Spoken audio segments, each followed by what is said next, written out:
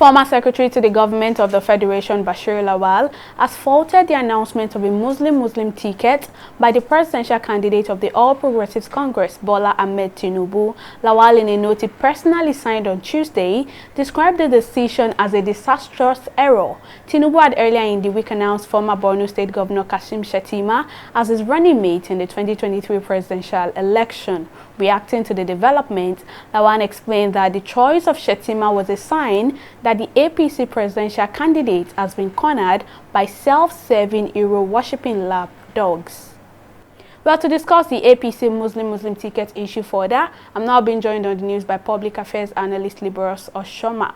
Mr. Liberos, thank you very much for joining us on the news. First of all, let me ask you, what do you make of Tinubu's decision to pick Senator Kashim Shettima as his running mate in the 2023 presidential election? Yeah, thank you very much. For me, this decision is a party decision. While the party has the right to choose whoever they want as a flag bearer or a running mate, it is way outside our decisions. Also, the people also have a right to express concern and either vote for who they choose. So that's why I think that if the party feels this is what we give them vote, I really do not, I do not begrudge them, but let the people also decide whether they want to go in the way of the party or go the other way. And that's the beauty of democracy.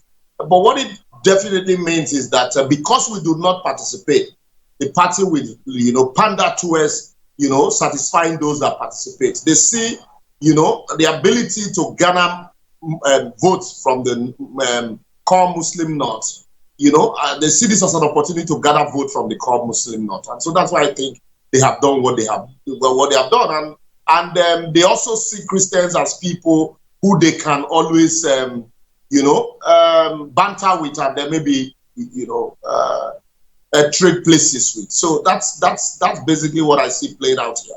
What this also says that we should participate. The more we participate, the more numbers we have, the more we will be reckoned with. If the politicians don't reckon with you, it means that they probably done that calculation, and at the end of the day feel, oh look, this is what we favor them more. This is where they get votes from. If we do not feel good about it, we can always complain. But what we should do is also to speak with our permanent voters card. Really, that's what I think. If we can't speak with our permanent voters card, let us stop complaining. So how exactly do you think this Muslim ticket will shape the battle for the 2023 presidential elections? Yeah, first and foremost, you see the battle for a ticket for Tinubu. What this has done, it's that it has, brought to reality, to the fore, that in the North, first and foremost, they do not see a Southern Christian, a Southern Muslim, as Muslim enough to protect the interests of the Northern Muslim.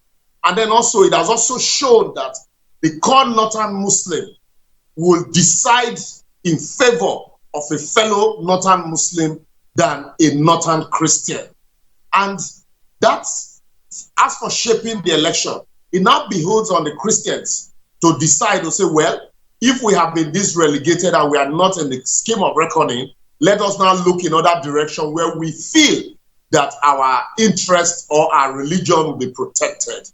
But whether in the South we sit down, whether that will, really go a long way in affecting the election is another thing, because the next weeks or months will determine all of that, because I see a lot of negotiations would take place immediately after all of this. The politicians will go back into their trenches, discuss with those they need to discuss with, negotiate with those they need to negotiate with, do a lot of horse trading will also be involved in this. And because you have the Christians in the South who are very discerning, some of them who already are part of the process, I see a little shift, but might not be that might not be too injurious to the eventual outcome of the process.